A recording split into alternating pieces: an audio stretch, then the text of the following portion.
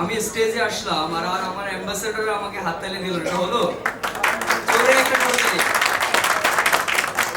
আমি Mohammad Redwanur Rahman, ICT olympiad Bangladesh season 2 এর central operation leader ছিলাম অ্যান্ড এখন প্রজেক্ট ম্যানেজার হিসেবে আছি। আমি বাংলাদেশের 200 ইনস্টিটিউশন লিড করেছি, প্রায় 4000 অ্যাম্বাসেডর ছিল। এটা আমার জন্য একটা, যদি বলি, অ্যামেজিং এক্সপিরিয়েন্স ছিল, যেটা বেসিক্যালি আমার লার্নিং পার্ট থেকে শুরু করে এভরিথিং সব কিছু ইনক্লুড ছিল।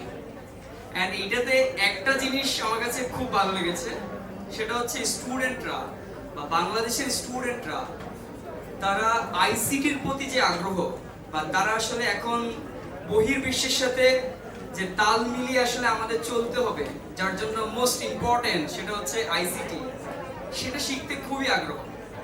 পাশাপাশি তারা আইসিটি অলিম্পিয়াডের প্রতি অন্য লেভেলে একটা ভালোবাসা কাজ করে।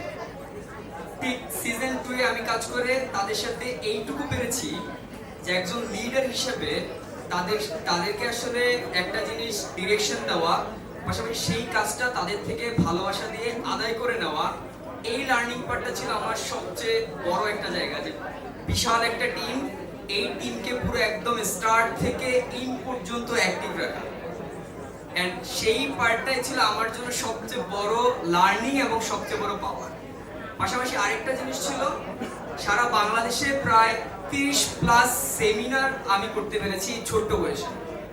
সারা বাংলাদেশে আইসিটি অলিম্পিয়াড বাংলাদেশের অফলাইন 116টা বুথ করতে পেরেছি আমার লিডে। প্রায় 400টা ইনস্টিটিউশন আমরা রিচ করতে পেরেছি, প্রায় 40টা ডিস্ট্রিক্টে আমরা যেতে পেরেছি। তো সিজন 3 ইনশাআল্লাহ আইসিটি অলিম্পিয়াড বাংলাদেশ 64 জেলাতে যাবে। এন্ড দিস আমার টার্গেট। সারা বাংলাদেশে আমরা 116টা করতে পেরেছি, এখন আমরা 300+ করব, এবং আমাদের এই প্ল্যাটফর্ম হবে